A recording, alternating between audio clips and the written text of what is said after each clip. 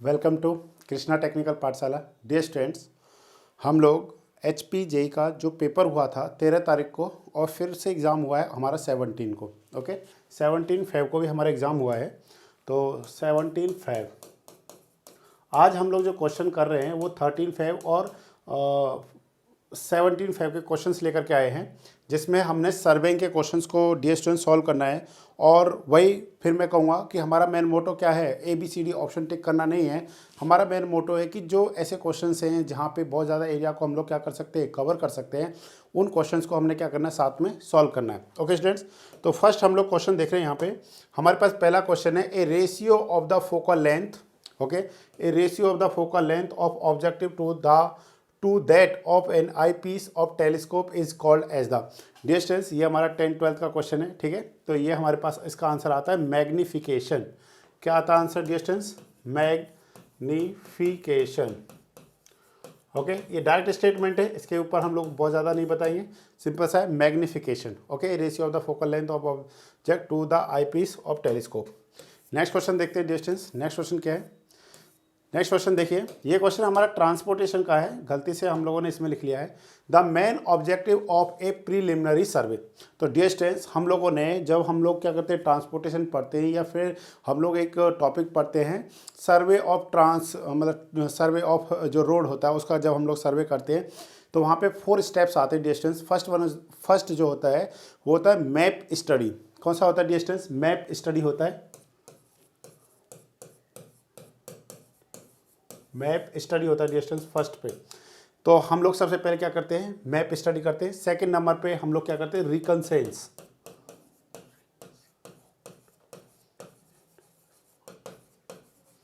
रिकंसेंस। Third number पे क्या होता है डियर स्टूडेंट्स, प्रीलिमिनरी सर्वे होता है।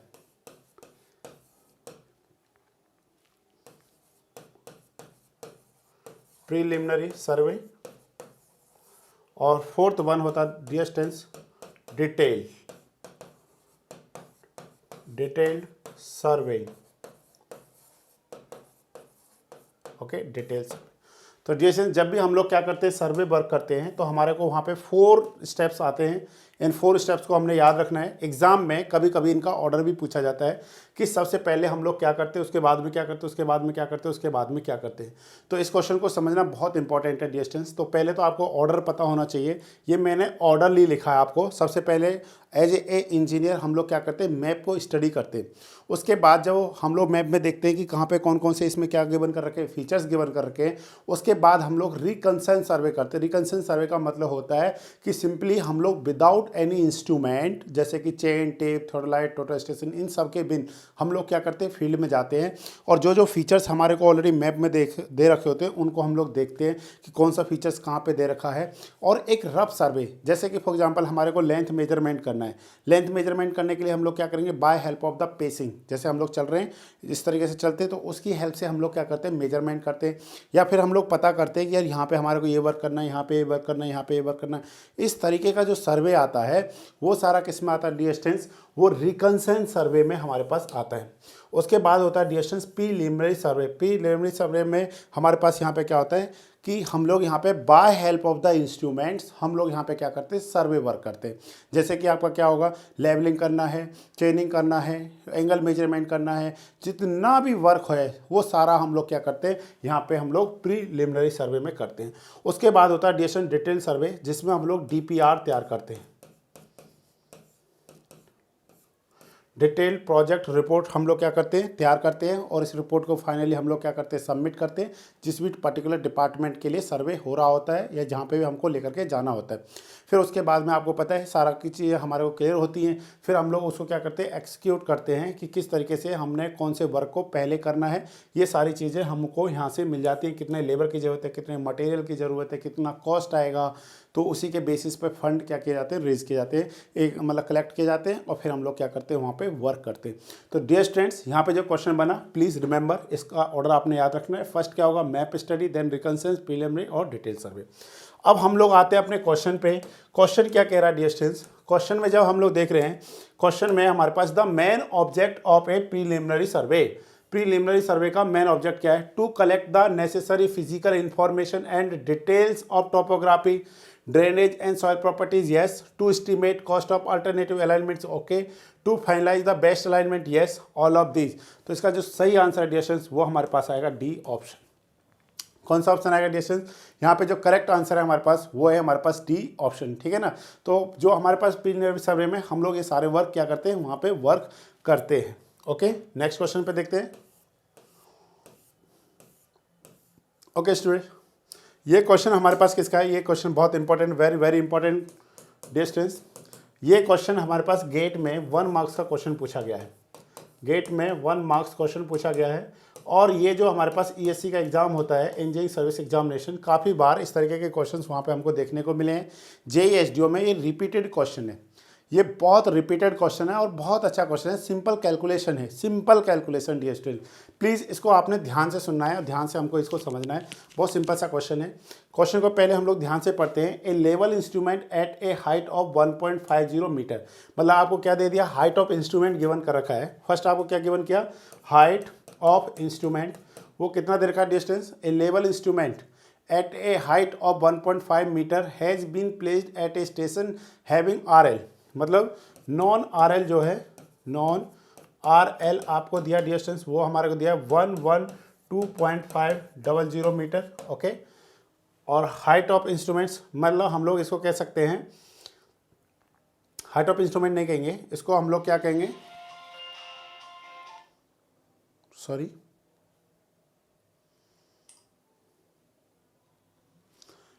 Level instrument at a height of 1.5 metre has been placed, तो इसको हम लोग कहेंगे BS कहेंगे। इसको हम लोग HI नहीं कहेंगे, HI तो मेथड होता है हमारे पास। इसको हम लोग क्या कहेंगे डिस्टेंस? इसको हम लोग कहेंगे BS मतलब बैक साइड। वो कितना डिस्टेंस हमारे पास? 1.500। इसको मैं डायग्राम से समझाऊंगा, don't worry. The instrument read -2, जो इंस्ट्रूमेंट ने रीड किया है -2 metre on a levelling staff held at the bottom of the bridge deck, the RL of the bottom of the bridge deck. समझने की कोशिश कीजिए, हम लोग इसको कुछ इस तरीके से समझते हैं, ठीक है। हम लोग यहाँ पे अपना एक डायग्राम बनाते हैं। जैसे एग्जांपल देखिए, इस तरीके का है, मतलब यहाँ पे हमारे को एक पॉइंट है जिसका RL हमारे को नॉन है। मान लेते हैं ये हमारे पास क्या कोई भी एक मीन सी लेवल है, ठीक है ना। क्या है? मीन सी लेवल। जो RL फाइंड करते हैं वो कहाँ से फाइंड करते हैं डिस्टेंस? मीन सी लेवल से हम लोग क्या करते हैं? ऑलवेज फाइंड करते हैं।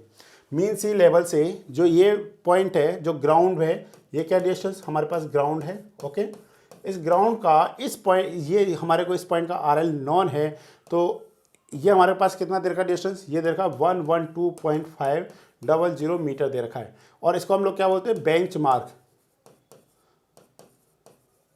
Okay, bench mark. Bench mark का मतलब क्या होता है? एक ऐसा पॉइंट जिसका रिड्यूस लेवल आपको पता हो, उसको हम लोग क्या बोलते हैं? बेंच मार्क बोलते हैं। क्लियर हो गया पॉइंट?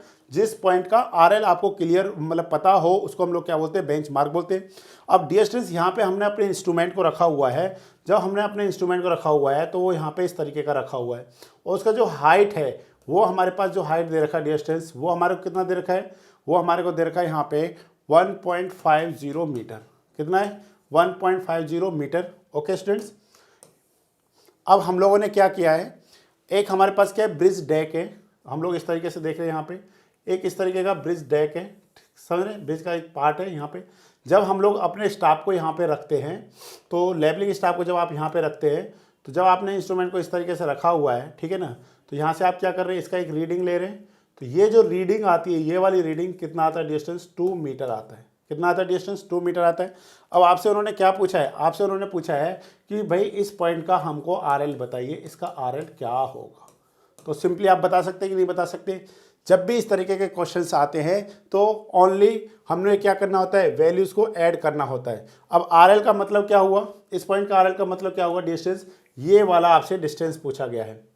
ध्यान से देखिए, ये वाला हमसे क्या पूछा गया? डिस्टेंस पूछा गया है, जो मैंने येलो कलर से मार्क किया है कि आप इस डिस्टेंस को बताइए। तो ये डिस्टेंस, टोटल डिस्टेंस किसके इक्वल होगा? This distance 112.5 plus this distance 1.5 plus this distance equal to 2। तो इन सब का जो सम होगा उसको हम लोग क्या बोल देंगे? RL of the bottom of the deck बोल देंगे। क्या बोल देंगे distance? RL of the bottom of the bridge deck. ठीक है, तो हम लोग लिख रहे हैं यहाँ पे RL of the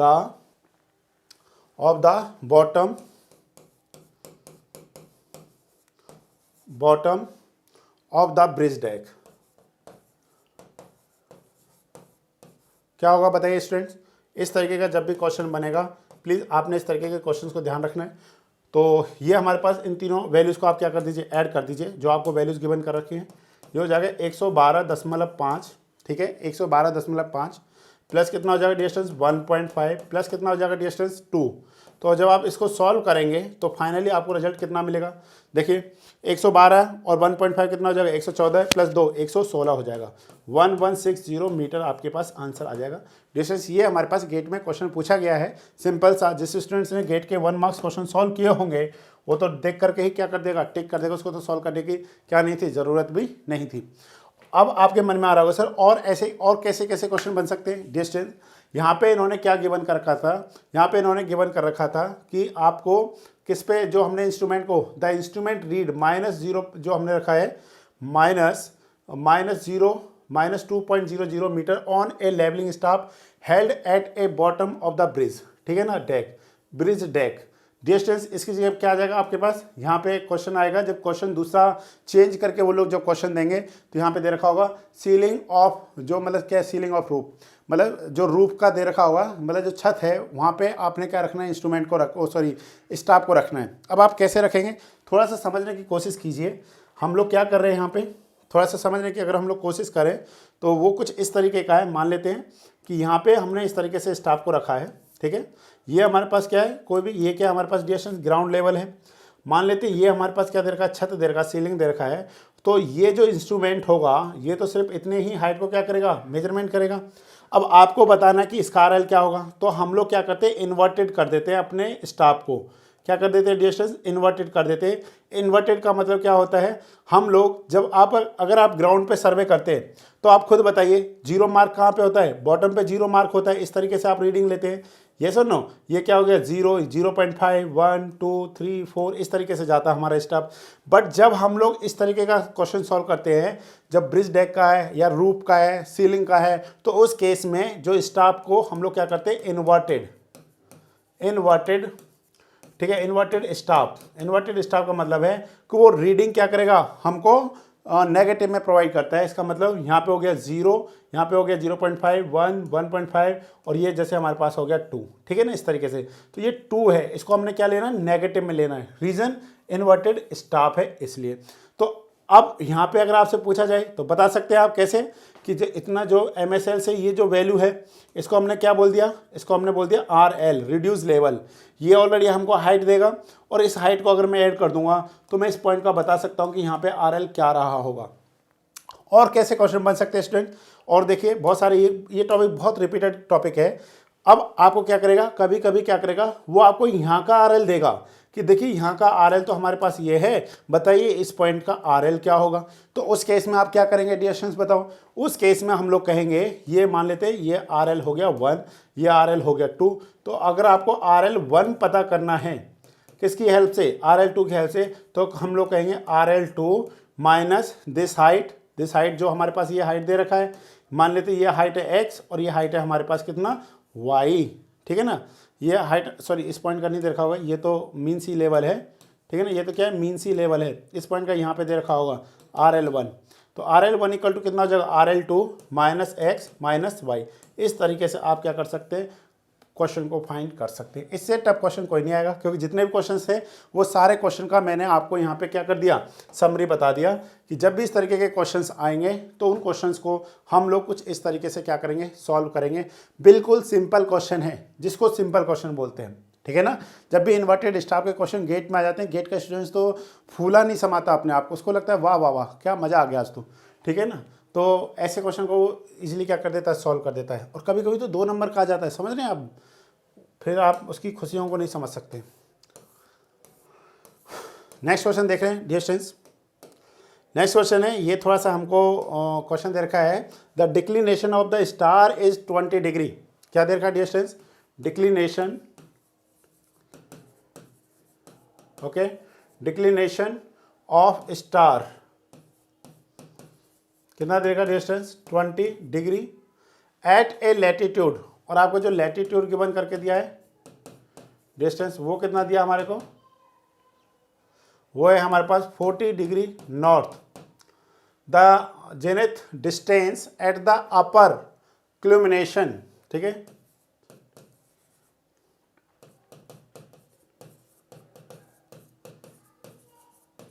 zenith distance at upper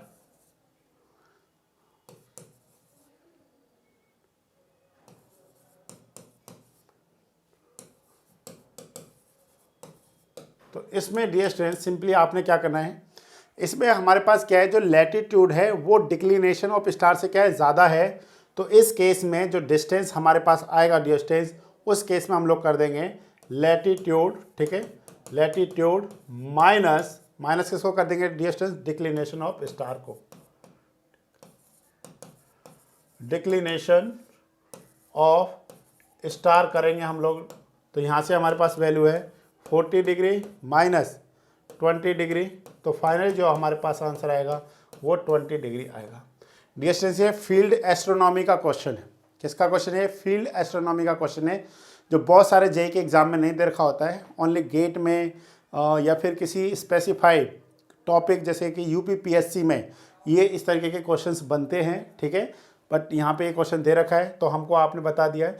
अगर डियर स्टूडेंट्स मैं आपको फिर बता रहा हूँ, अगर ये क्वेश्चन यहाँ पे जैसे 20 की जगह पे 40 होता, सॉरी 40 नहीं, हम लोग इसको 40 न्यूटन ले लेते हैं और इसको 20 लेते हैं। सिंपली आपने क्या करना है, हायर में से लोअर वैल्यू को सब्ट्रैक्ट कर दो, बस आपने इतना सा क्या रखना है, याद रखना है, ठीक है। तो आप क्वेश्चन को क्या कर सकते हैं, सॉल्व कर सकते हैं। नेक्स्ट देखते हैं डियर स्टूडेंट्स, क्वेश्चन क्या है नेक्स्ट हमारे पास। नेक्स्ट क्वेश्चन देखिए, ये क्वेश्चन है हमारे पास, इसमें दे रखा है which of the following sites will be applicable for a change point. मतलब जो हमारे पास चेंज पॉइंट होता है, सबसे पहले हम लोग चेंज पॉइंट को समझने की यहाँ पे क्या करते हैं, कोशिश करते हैं, ठीक है। चेंज पॉइंट को हम लोग क्या करते हैं, समझने की कोशिश करते हैं। चेंज पॉइंट, चेंज पॉइंट का मतलब क्या होता है, हम लोग ने क्या कर रखा है, हम लोग सर्वे कर रहे हैं, ठीक है। और सर्वे में भी कौन सा, लेवलिंग, लेवलिंग वर्क कर रहे हैं हम लोग, लेवलिंग वर्क कर रहे हैं। ध्यान से समझिए इस पॉइंट को। जैसे हमारे पास डियर स्टूडेंट्स ये ग्राउंड है, क्या है डियर स्टूडेंट्स, ये हमारे पास क्या है, ग्राउंड, इस तरीके से, ओके, ये हमारे पास ग्राउंड सरफेस है। अब हम लोगों ने क्या करना है, सर्वे वर्क करना है, लेबलिंग करना है, मतलब इस ग्राउंड पे हमको आरएल का वैल्यू फाइंड करना है। डिफरेंट पॉइंट पे हमको क्या करना है, आरएल मतलब रिड्यूस लेवल फाइंड करना है। क्योंकि जैसे अगर आपको कंट्यूर करना है, कंट्यूरिंग करना है, कंट्यूरिंग का मेन मोटो क्या होता है कि सेम एलिवेशन के पॉइंट को क्या कर दीजिए, ऐड कर दीजिए, जोड़ते हुए एक जो लाइन बनता है, जो एक इमेजिनरी लाइन बनता है, उसको हम लोग क्या बोलते हैं, कंट्यूर बोलते हैं।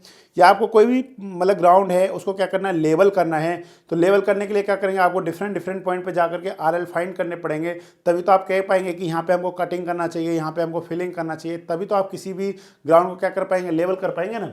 तो इसी तरीके से हमको क्या करना है, मान लेते हैं कि ये हमारे पास है इंस्ट्रूमेंट, ठीक है, ऑटो लेवल, ठीक है, ये क्या है, डंपी लेवल ले लीजिए, ठीक है। इसमें 3 लेग्स होती है।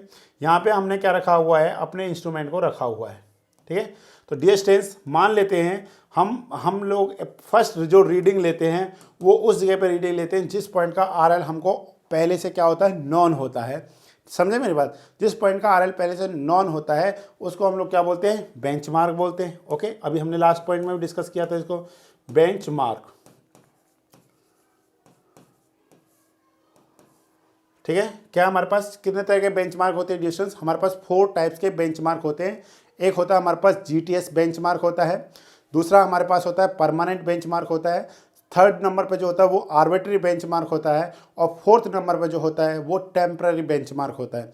टेम्पररी बेंचमार्क वो बेंचमार्क होता है, जैसे फॉर एग्जांपल आज आप सर्वे वर्क कर रहे थे, आपको 2 किलोमीटर का सर्वे वर्क करना था। अगर सपोज आप पूरे दिन में 1 ही किलोमीटर का सर्वे वर्क कर पाए हैं, अब 1 किलोमीटर का भी अभी अधूरा है, तो आप क्या करें, अब तो रात हो गई, रात में तो हम लोग सर्वे करेंगे नहीं, अब हम लोग नेक्स्ट डे सर्वे करेंगे।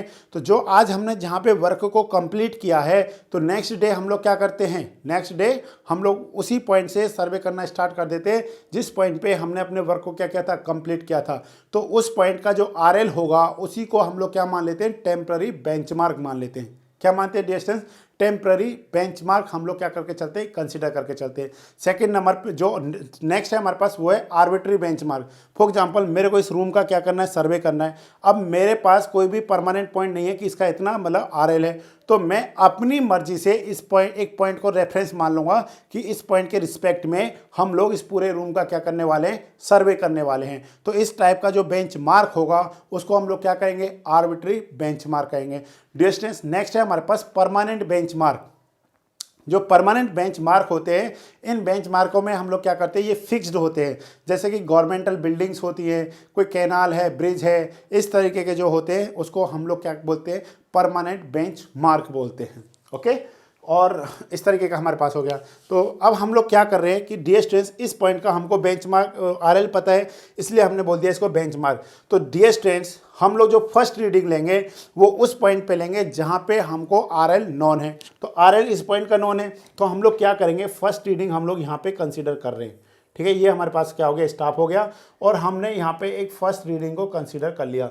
डियर स्टूडेंट्स, जो ये फर्स्ट रीडिंग आएगा, इस रीडिंग को हम लोग क्या बोलते हैं, बी एस बोलते हैं। बी एस का मतलब क्या है dear students, back side, back side. Okay, क्या डियर स्टूडेंट्स, बैक साइड। अब हम लोग क्या कर रहे हैं डियर स्टूडेंट्स, नेक्स्ट पॉइंट पे सर्वे कर रहे हैं। अब इससे तो क्या करेंगे, एक लाइन इस तरीके से पास कर जाएगी। एक हमने यहाँ पे पॉइंट सर्वे वो क्या रीडिंग लिया, एक हमने इस पॉइंट पे जाकर के रीडिंग लिया, और एक स्टूडेंट्स हमने इस पॉइंट पे जाकर के रीडिंग लिया।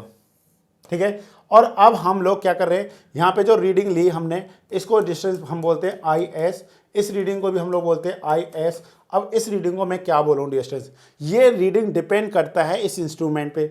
अगर मैंने इंस्ट्रूमेंट को क्या कर दिया, चेंज कर दिया, मैंने इंस्ट्रूमेंट को चेंज कर दिया, मतलब अब हम लोग यहाँ से अगर हम लोग अपने स्टाफ को यहाँ पे रखते हैं तो हमको क्लियरली विजिबल नहीं होता है, या फिर हमको वो रीडिंग लेने में बहुत ज़्यादा क्या हो जा रहा है, डिस्टेंस हो जा रहा है। तो उस केस में हम अपने इंस्ट्रूमेंट को क्या करेंगे, चेंज करेंगे। अगर डिस्टेंस अगर आप यहाँ से चेंज करते हैं तो यहाँ से लेने वाली जो लास्ट रीडिंग होगी, इस पॉइंट से लेने वाली जो लास्ट वैल्यू होगी, उसको हम लोग क्या बोलते हैं डिस्टेंस, एफ एस बोलते हैं। एफ एस का मतलब क्या होता है, फोर साइट, फोर साइट। तो क्लियर ये पॉइंट हो गया। अब हमने क्या करना है, अपने इंस्ट्रूमेंट को यहाँ से ले जा करके अब हम लोग क्या करेंगे, हम लोग अपने इंस्ट्रूमेंट को यहाँ पे हमने जा करके रख दिया इस तरीके से। अब डियर स्टूडेंट्स, अब हमने फिर क्या करना है, यहाँ से सर्वे वर्क करना है।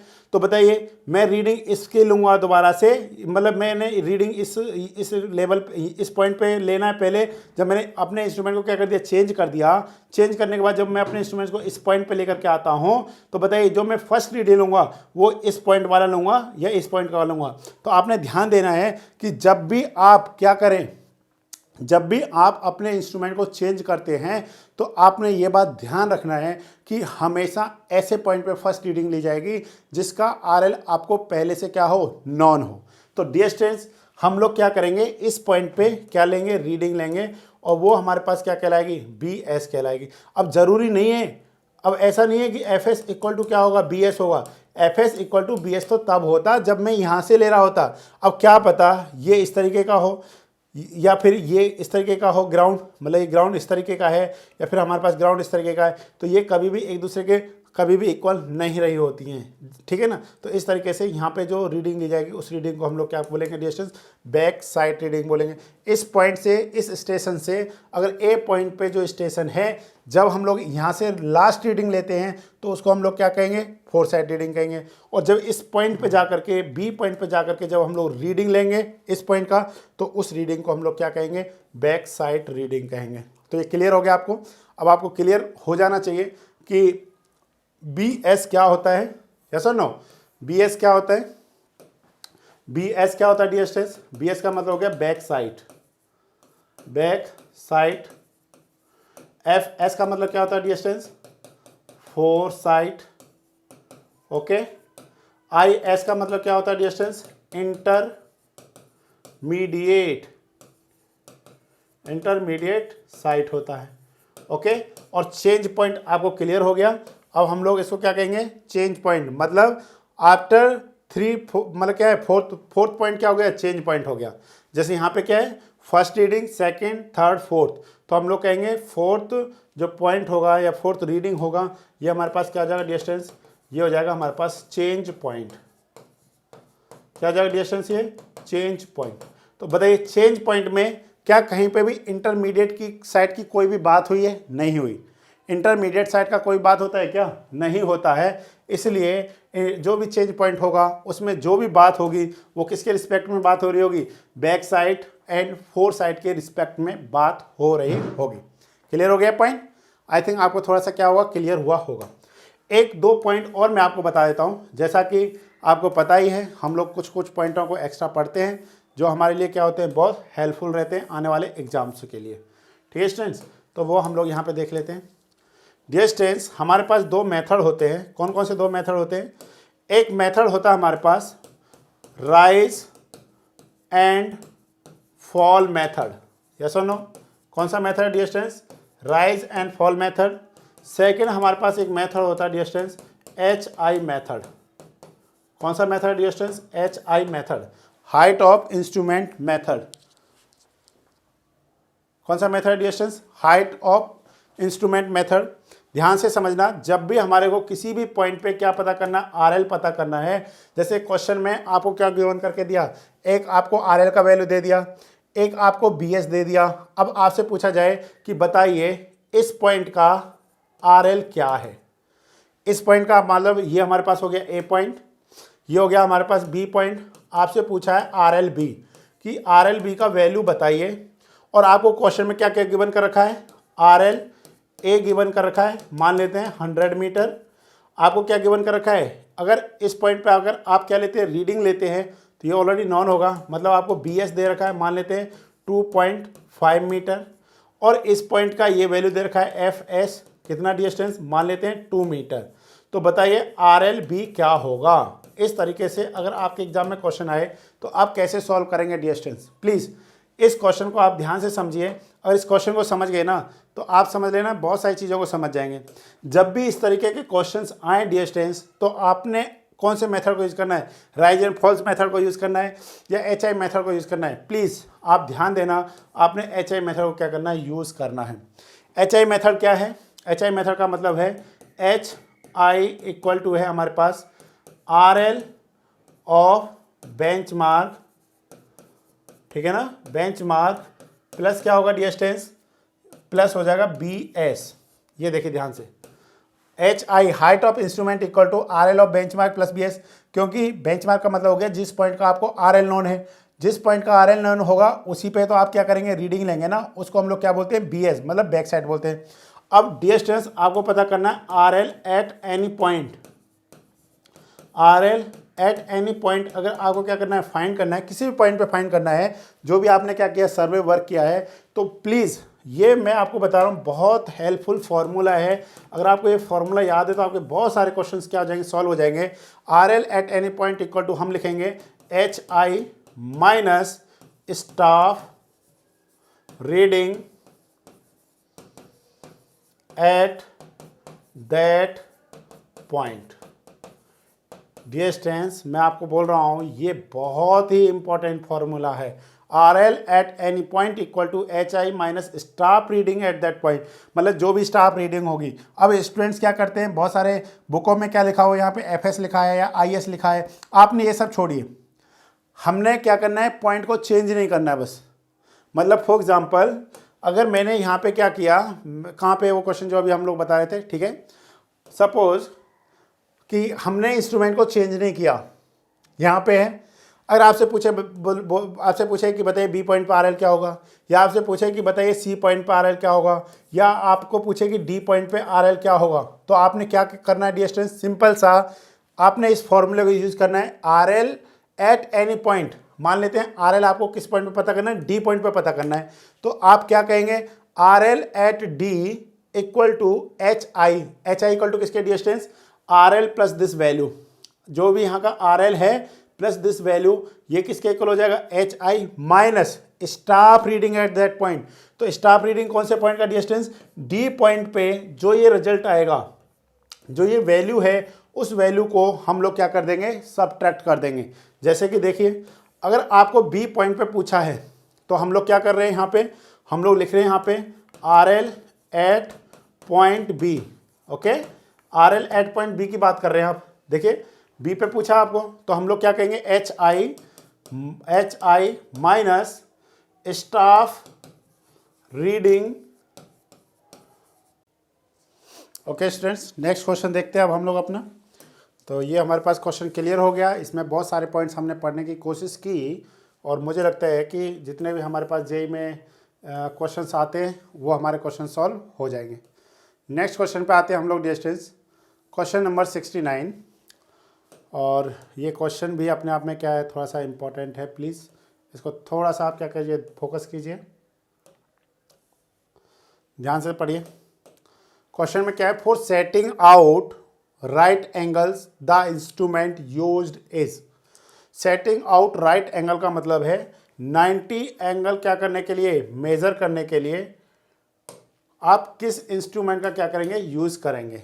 For setting out right angle मतलब 90 डिग्री का एंगल मेजरमेंट करने के लिए आपने किस इंस्ट्रूमेंट को यूज करना है। तो डिस्टेंस यहाँ पे लिखा हुआ है optical square, alidade, Abney level, none of these. तो distance which option is correct, already a option is correct, ठीक है ना। ऑप्टिकल स्क्वायर की हेल्प से हम लोग क्या करते हैं, 90 डिग्री का एंगल मेजरमेंट करते हैं। दूसरा है हमारे पास डिस्टेंस एलिडेड। एलिडेड एग्जाम में ज़्यादातर ये क्वेश्चन आता है कि आप एलिडेड का यूज किसके लिए करते हैं।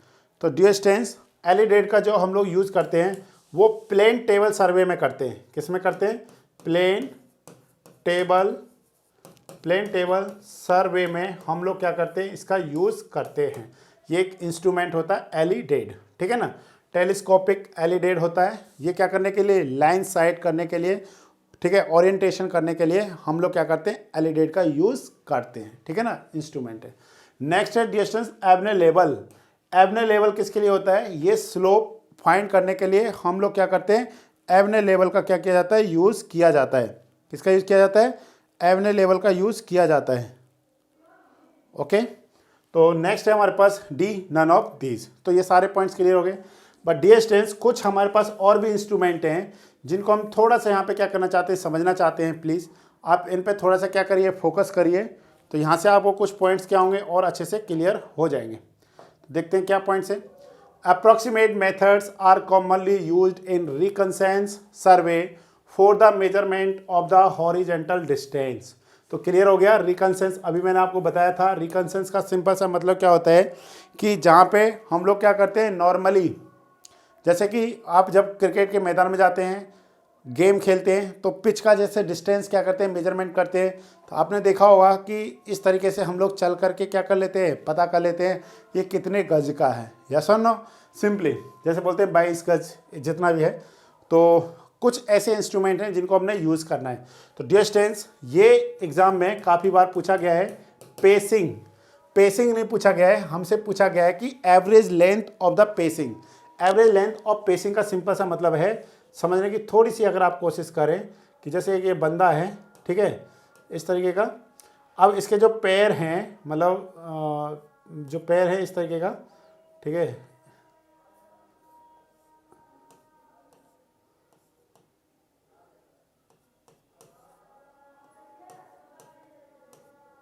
ठीक है, इस तरीके का कोई बंदा है।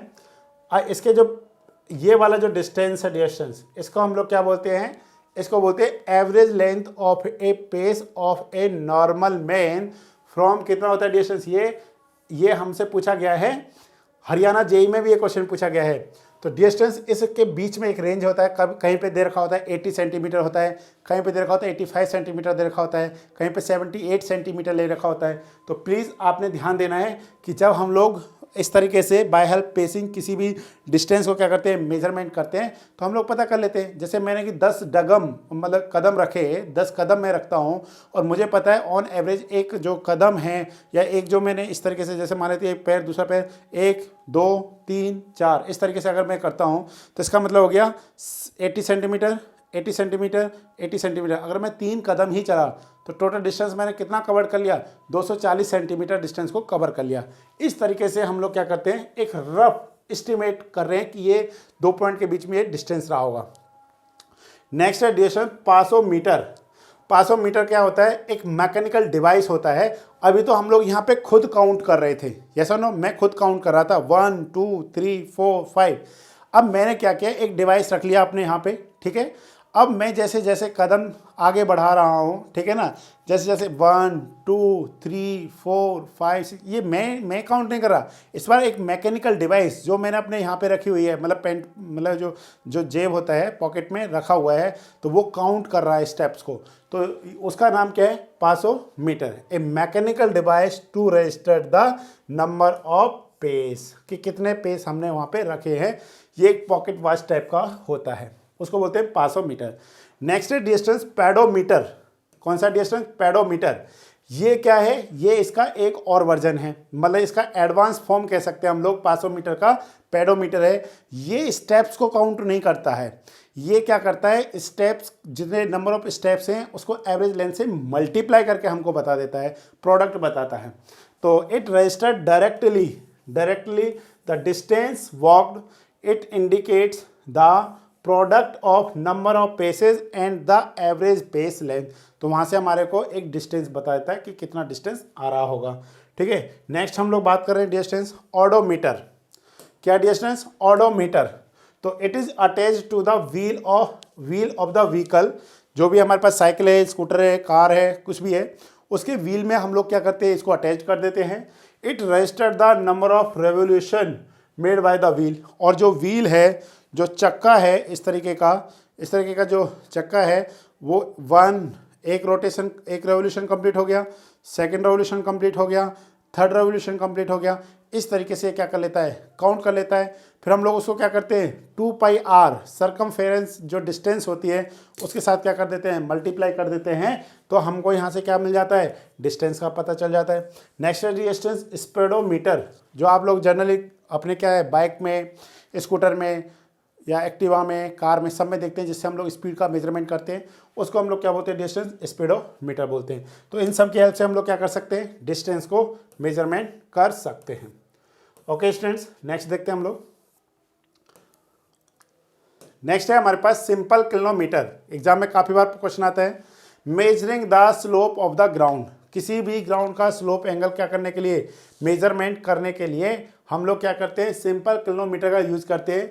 ये इस तरीके का जो आप डी पढ़ते हैं ना, डी प्रोक्टर जो रहता है, उस शेप जैसा रहता है, उसको हम लोग क्या बोलते हैं? सिंपल किलोमीटर बोलते हैं। प्लीज़ रिमेंबर, मैन हमारे को यहाँ पे डिवाइस और उसका फंक्शन क्लियर होना चाहिए कि किलोमीटर का यूज़ किसके लिए होता है? Slope of the ground find करने के लिए हम लोग किलोमीटर का यूज़ करते हैं।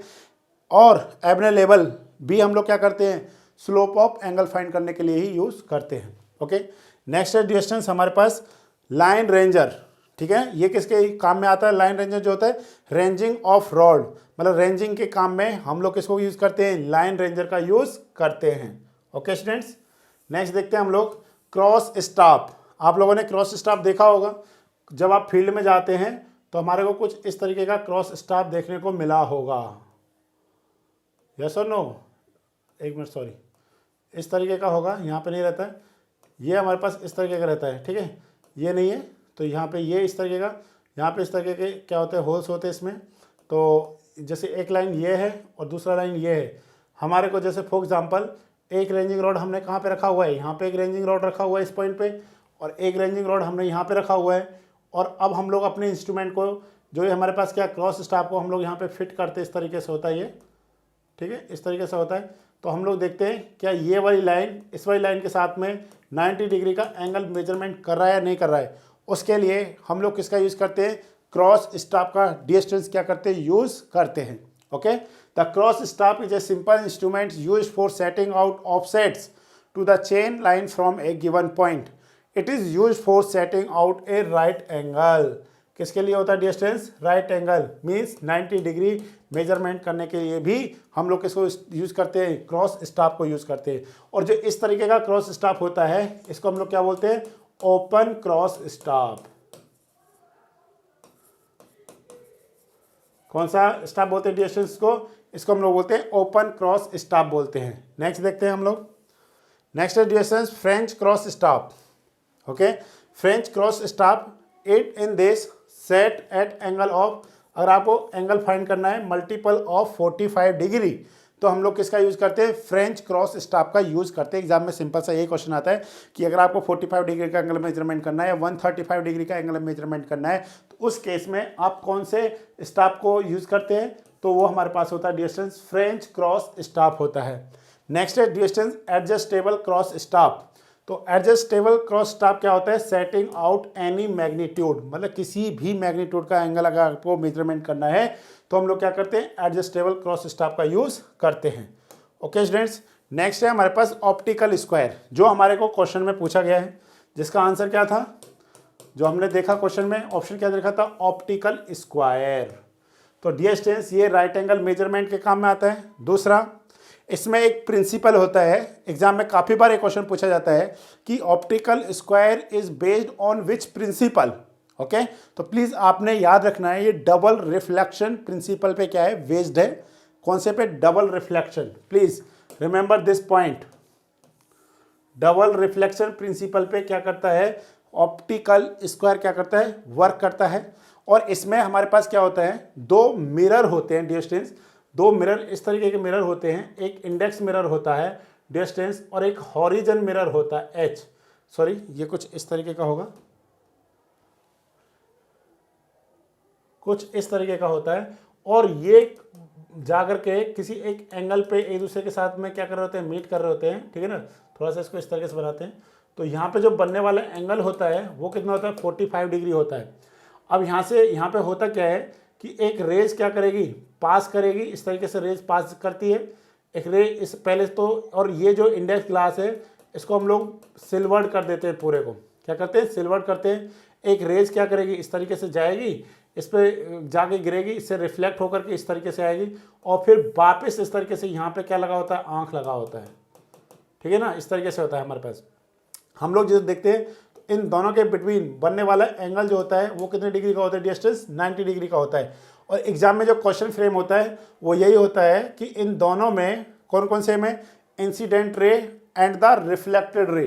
तो इस रे को कौन सा बोलेंगे हम लोग, इंसिडेंट, इंसिडेंट रे। और ये कौन सा डिस्टेंस, रिफ्लेक्टेड, इस तरीके से आकर के बाद में क्या कर रहा है, रिफ्लेक्ट कर रहा है, reflected ray. Okay, reflected ray इन दोनों के बिटवीन, ठीक है। तो इसको भी हम लोगों ने रिफ्लेक्टेड बोला, ये भी कौन सा, रिफ्लेक्टेड। तो इन दोनों के बिटवीन बनने वाला जो एंगल होता है, ये एंगल क्या होता है, ट्वाइस होता है डिस्टेंस। क्या होता है ये एंगल, ट्वाइस होता है किसका, जो दो हमारे पास जो मिरर हैं इनके बिटवीन बनने वाले एंगल का। तो हम लोग एक बार इसको ध्यान से पढ़ते हैं, क्या बोला यहाँ पे, the angle between the incident ray and the reflected ray is twice the angle between the mirrors.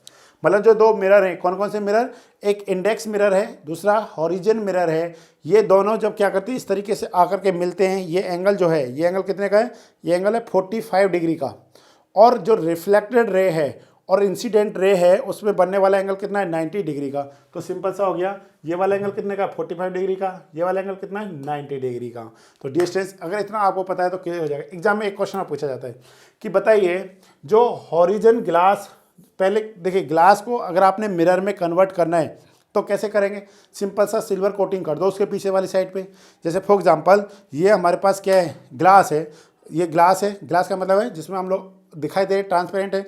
अगर मैं इसको पीछे से सिल्वर कोटिंग कर देता हूँ तो यही मेरे लिए किसका काम करेगा, मिरर का काम करेगा। हम आराम से अपने आप को देखेंगे कितने खूबसूरत लग रहे हैं, यस और नो।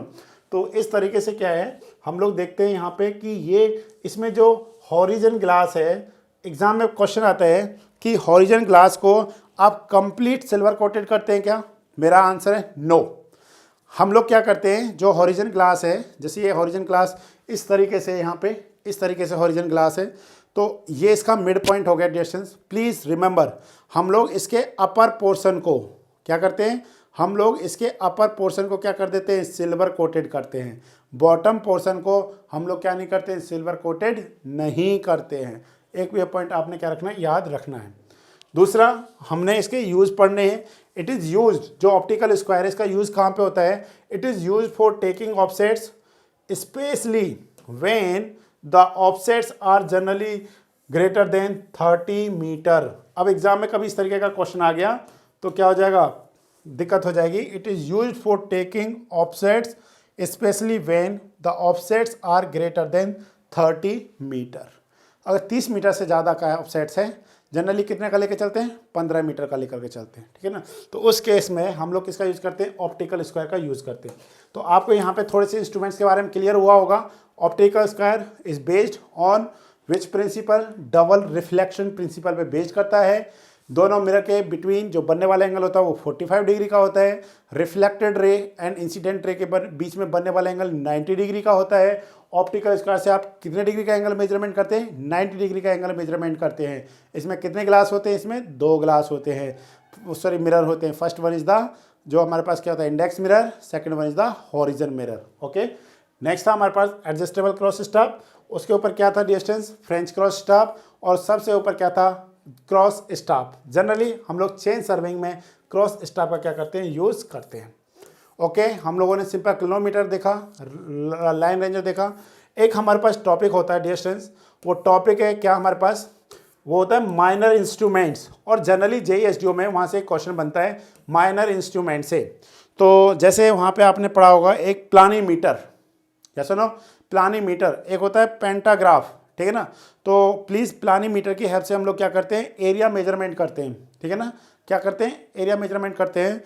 और जो हमारे पास पेंटाग्राफ होता है उससे हम लोग क्या करते हैं, जूम करते हैं।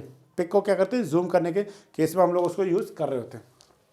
ओके, तो हम लोगों का टॉपिक है जो आप हमारे ऐप पे, जो हमारी ऐप आपको पता ही है, KTP क्लासेस।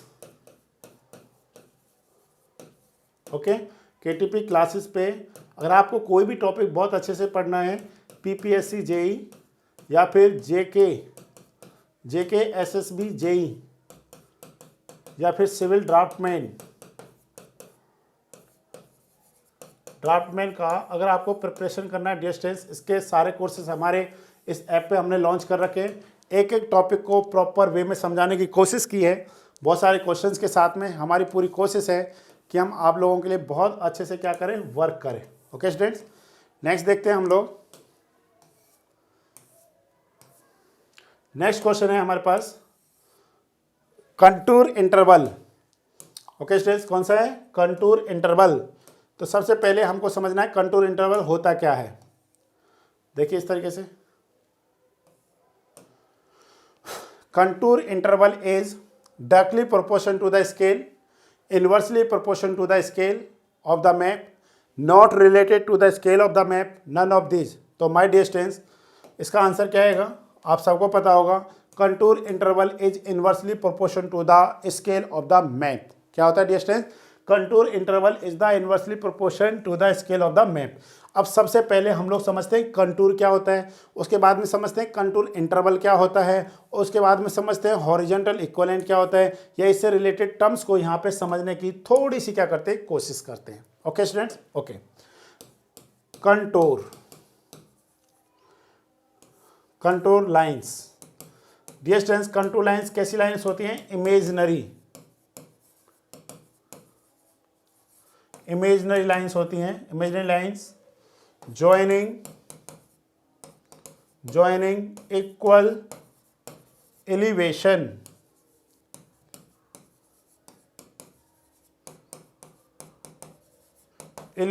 पॉइंट्स। ओके, जो कंटूर लाइंस होती है वो कैसे होती है, imaginary line joining equal elevation points. Means अगर हमारे पास कोई भी एक ग्राउंड है इस तरीके का, मतलब मान लेते हैं, ऐसा नहीं, सही से ग्राफ बनाते हैं, डायग्राम बनाते हैं।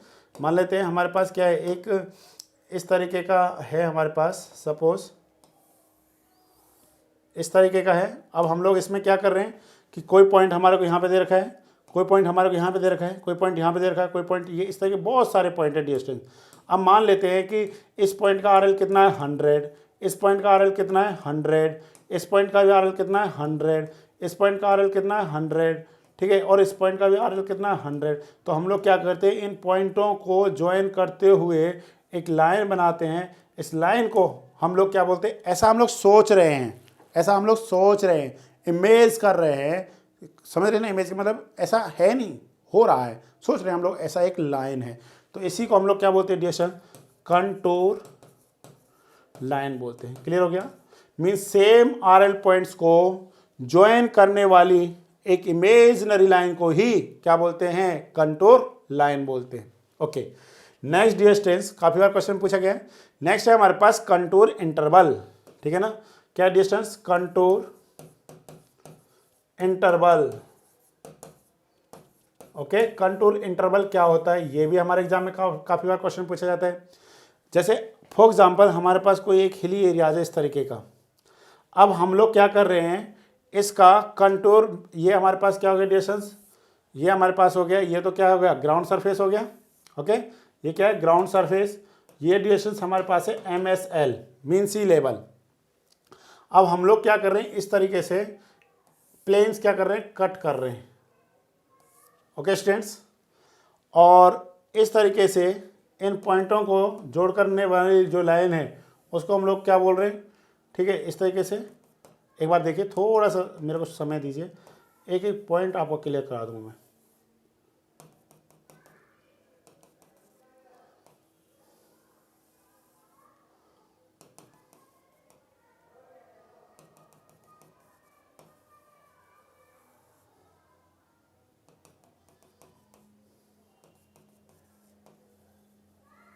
इस तरीके का डिस्टेंस, तो ये हमने क्या बना रखा है, कंटूर मैप बना रखा है। किसके लिए बनाया है, किसी एक हिल के लिए बनाया है, ठीक है, हिल।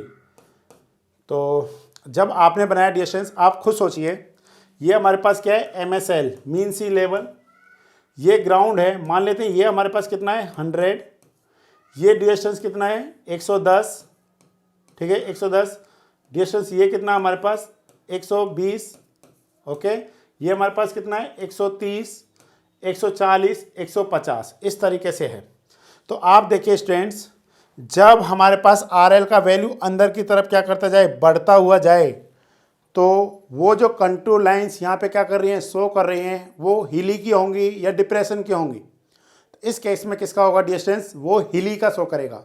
अगर यही वैल्यूज़ अंदर की तरफ, जब हम लोग अंदर की तरफ जा रहे हैं, ये वैल्यूज़ कम होती जाएं, जैसे कि 100, 90, 80, 70, 60, अगर इस तरीके से अंदर की तरफ जा रहे हैं, अगर ये वैल्यूज़ क्या हो रही है, डिक्रीज़ हो रही हैं, तो इसको हम लोग क्या कहेंगे, इसको हम लोग कहेंगे कि ये एक डिप्रेशन मतलब वैली की है। कोई भी जैसे कि पॉन्ड, उसकी ये क्या है, कंटूर्स मैप को शो कर रहा है। ओके स्टूडेंट्स, हम लोगों ने बात जो करना है यहाँ पे, वो हमने करना है कि इसमें कंटूर इंटरवल कौन सा है। क्या ये वाला डिस्टेंस कंटूर इंटरवल कहलाएगा डिस्टेंस, देखिए, क्या ये डिस्टेंस कंटूर इंटरवल है, या फिर ये वाला जो डिस्टेंस है ये कंटूर इंटरवल है। तो बताइए ध्यान से, प्लीज़ आपने ध्यान देना है।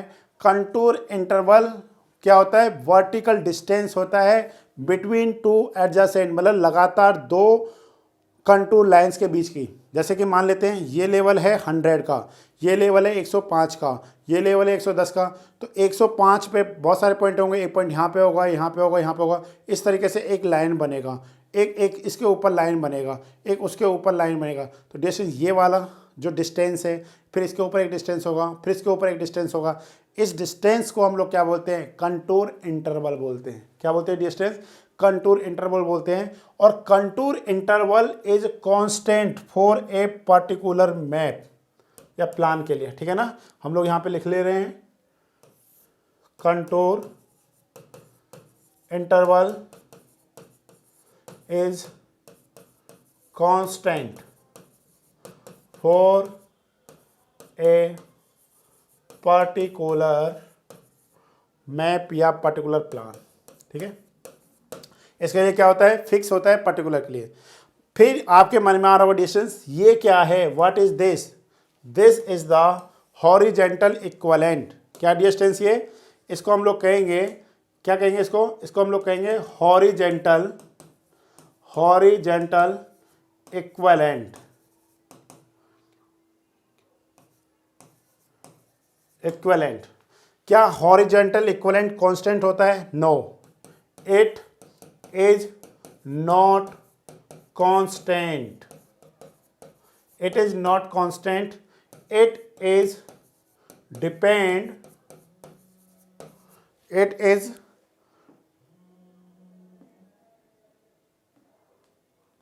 is depend on nature of ground और terrain। ये बहुत इंपॉर्टेंट पॉइंट है। अब आप कहेंगे सर कैसे, देखिए जो डिस्टेंस यहाँ पे है, क्या वो सेम डिस्टेंस यहाँ पे है, नहीं, नहीं है ना। तो ये डिपेंड करता है कि जो हमारे पास ग्राउंड है वो कैसा है, स्टीप है या जेंटल है या फिर मतलब इक्वल यूनिफॉर्म है।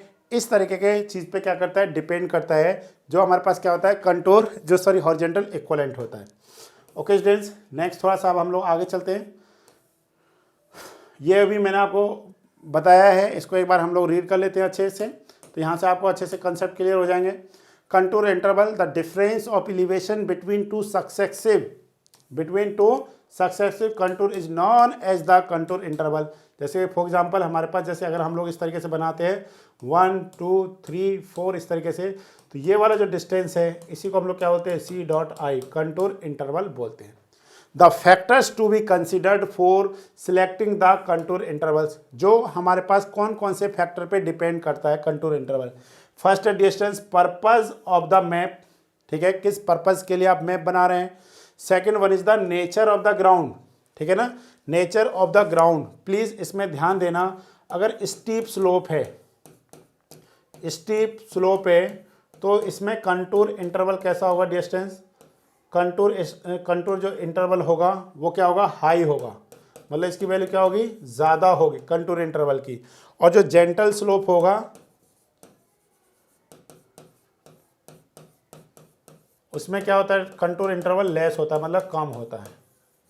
ओके स्टूडेंट्स, दिक्कत क्या है, अगर स्टीप स्लोप हो जाए, जैसे फॉर एग्जांपल इस तरीके से ना हो करके, मतलब एक तो होता है इस तरीके से आराम से, एक इस तरीके से हो जाए, तो आप देखिए जब 5 मीटर है ना वो बिल्कुल पास में आ जाएगा इस तरीके से, पर जब इस तरीके का है तो 5 मीटर कुछ दूरी पे आएगा इस तरीके से।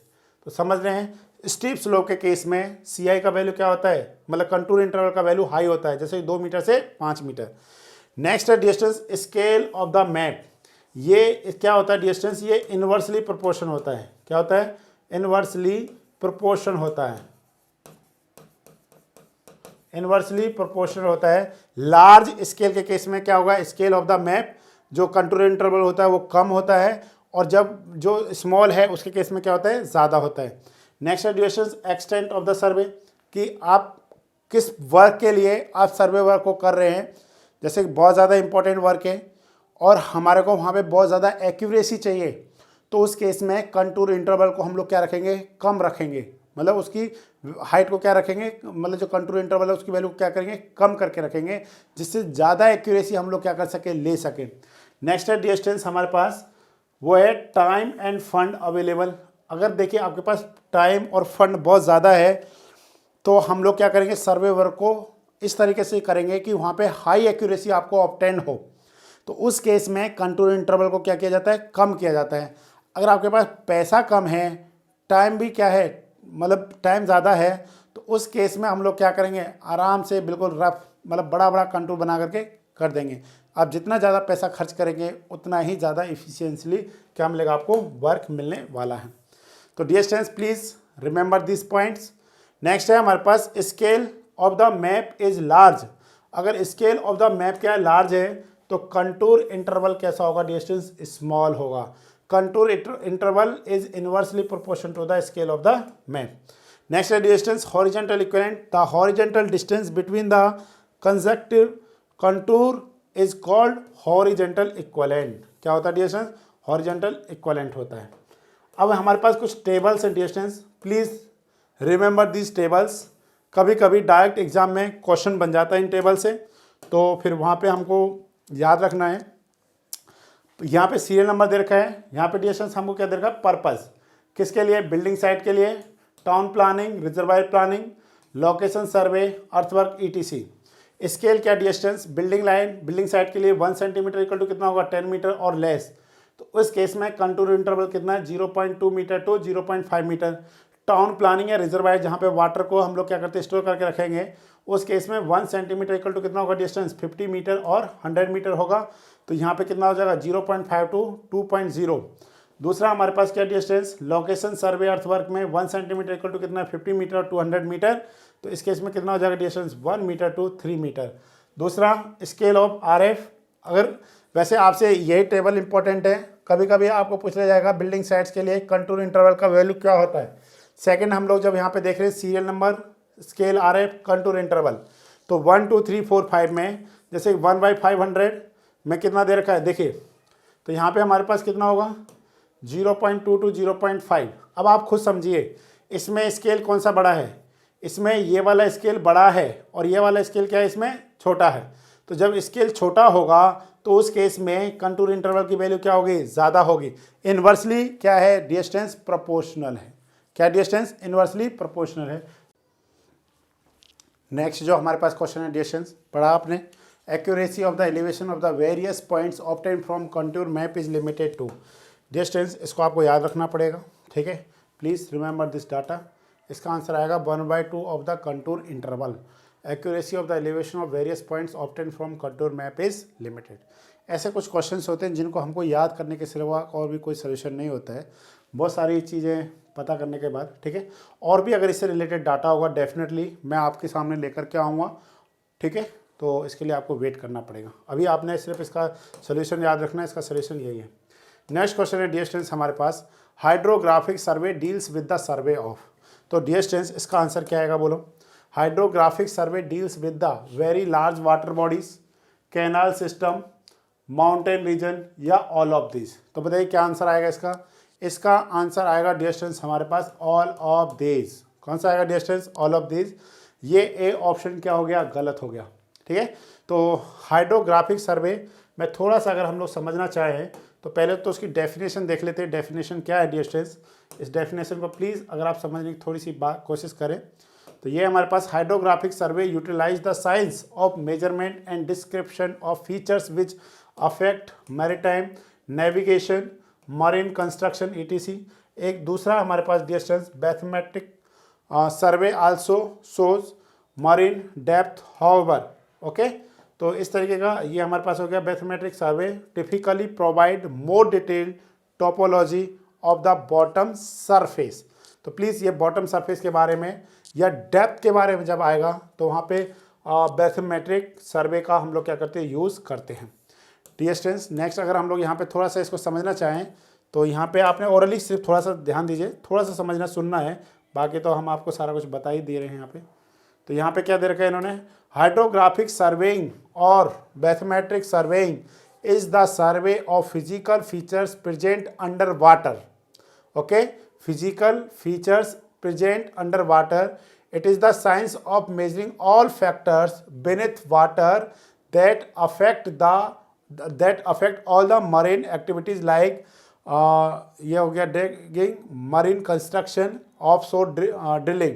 तो इसके लिए हम लोग जनरली इसको क्या करते हैं, यूज़ करते हैं, ठीक है। तो बस हमारे को इतना से याद रखना है कि इसको हम लोग किस किस के लिए यूज़ करते हैं, जो भी वाटर बॉडीज़ होती हैं या उसमें एक डेप्थ पे जाकर के अगर हमारे को कोई सर्वे करना है तो वो किससे रिलेटेड होगा, वो हाइड्रोग्राफिक सर्वे से होगा, ठीक है स्टूडेंट्स।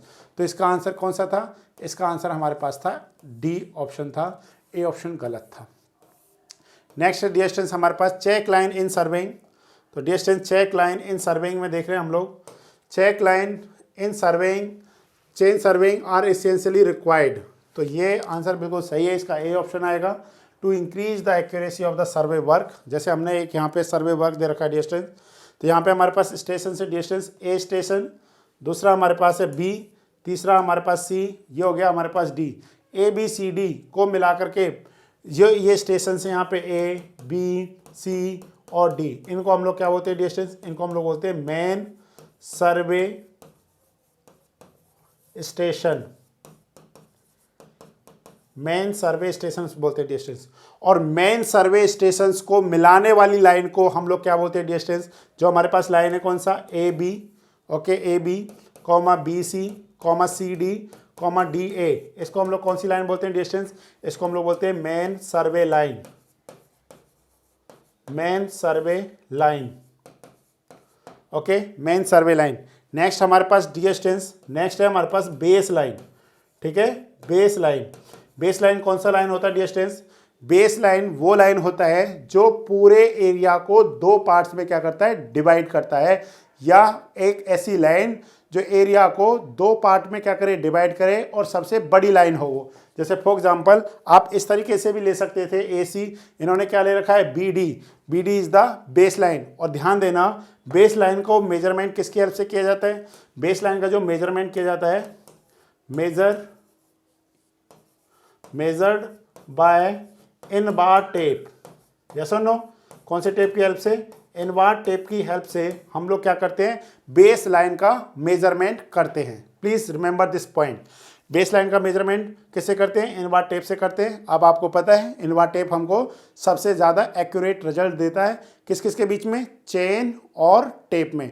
जितने भी हमारे पास टाइप का चेन होता है, मेट्रिक चेन है, इंजीनियर चेन है, गंटर चेन है, या फिर रिवेन्यू चेन है, या फिर जो भी हमारे पास क्या है, टेप है, क्लॉथ टेप है, मेट्रिक चेन, मीटर चेन है, सॉरी मेट्रिक चेन है, स्टील टेप है, या फिर हमारे पास कौन सा हो गया? इनबार टेप है। तो इन सब में सबसे बेस्ट रिजल्ट जो हमको प्रोवाइड करता है वो इनबार टेप करता है। रीज़न अगर आपसे पूछा जाए कि इनबार टेप सबसे बेस्ट रिजल्ट क्यों प्रोवाइड करता है, तो डियर स्टूडेंट्स रीज़न क्या है? क्योंकि उसमें जो कोफिशिएंट ऑफ थर्मल एक्सपेंशन है वो बहुत कम है।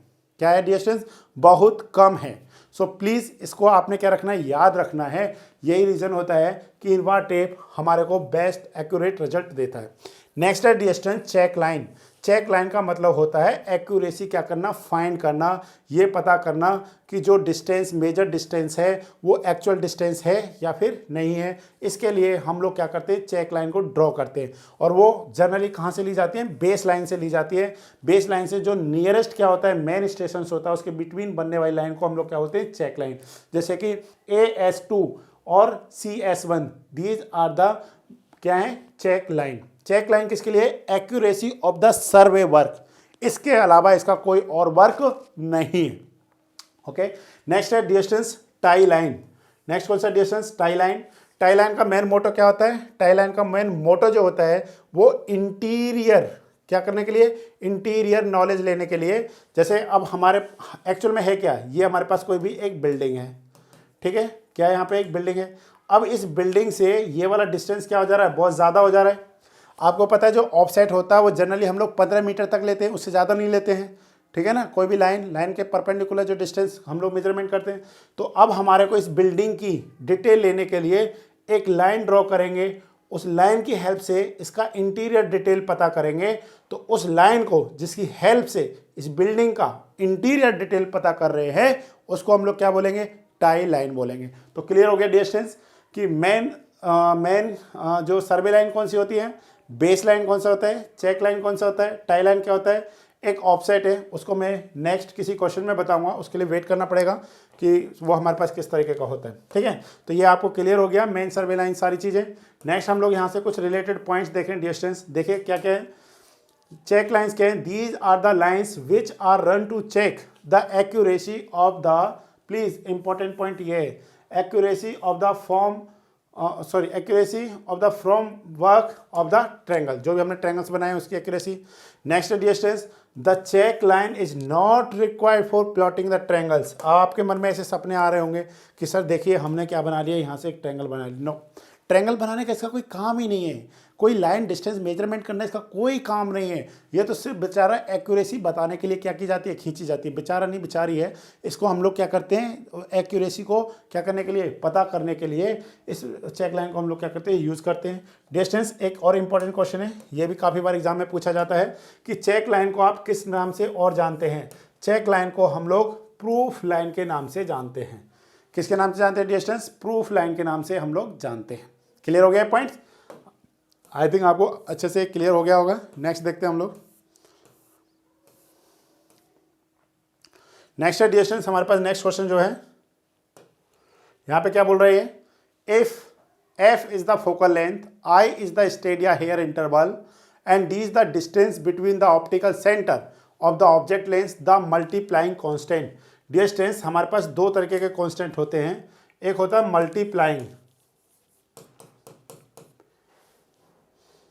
मल्टीप्लाइंग कांस्टेंट, जिसको हम लोग कैसे डिनोटेट करते हैं? डिस्टेंस K से। और एक होता है डिस्टेंस एडिटिव कांस्टेंट, इसको हम लोग कैसे डिनोटेट करते हैं? डिस्टेंस C से। अगर हमारे को हॉरिजॉन्टल डिस्टेंस पता करना है तो ये किसका क्वेश्चन? डिस्टेंस ये स्टैक्योमेट्री सर्वे का है।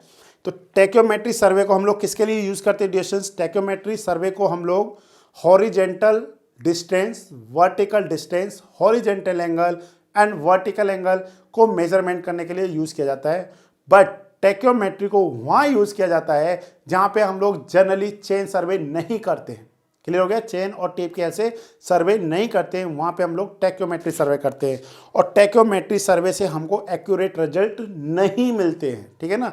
तो जनरली हिली एरियाज़ में अगर आपको कंट्यूरिंग करना है या आपको हिली एरियाज़ में क्या करना है, हॉरिजेंटल वर्टिकल डिस्टेंस मेजरमेंट करना है, तो आप किसका यूज़ करेंगे, टैक्योमीटर का यूज़ करेंगे। ये एक इंपॉर्टेंट क्वेश्चन है आपका, ठीक है। ओके, तो डिस्टेंस जब आपको डी पता करना होता है हॉरिजेंटल डिस्टेंस, तो एक फॉर्मूला होता है के एस प्लस सी, ठीक है, के एस प्लस सी।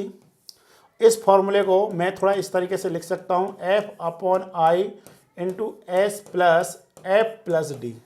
ये हमारे पास मेनली एक रिजल्ट होता है, ठीक है। डिस्टेंस जो यहाँ पे एफ अपॉन आई है, इसको हम लोग क्या बोलते हैं distance, what is this, this is the multiplying constant, multiplying constant. और distance what is this, this is the additive constant,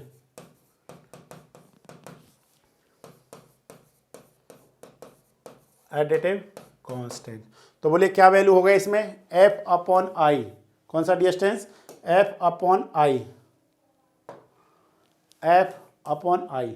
distance what is the S, S is the staff interval, क्या distance, staff interval. I equal to क्या distance, stadia, stadia interval, okay. F क्या distance, focal length, okay students. और जो small D है, small D क्या होता है distance, ये होता है distance